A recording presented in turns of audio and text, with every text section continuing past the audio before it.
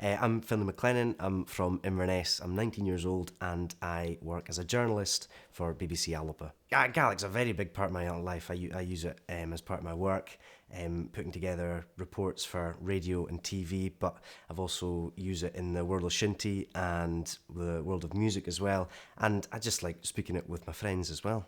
The whole culture around Gaelic is amazing. You meet so many lovely people and you make lifelong friends, and it's just, that's something you have in common that brings us together, and it's really something special.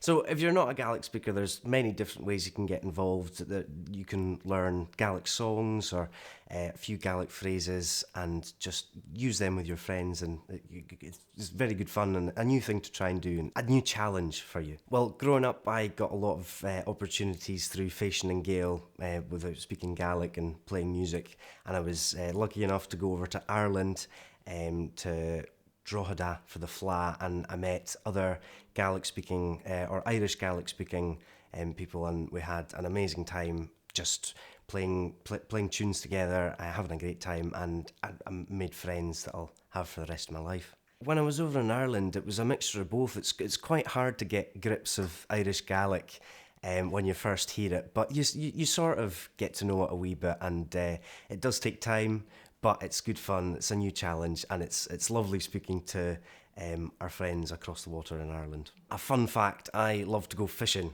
I love to be outdoors, and fishing is one of my favourite activities. One of the fish I like to catch is pike, which is dh'innis in Gaelic, and I didn't know that until recently.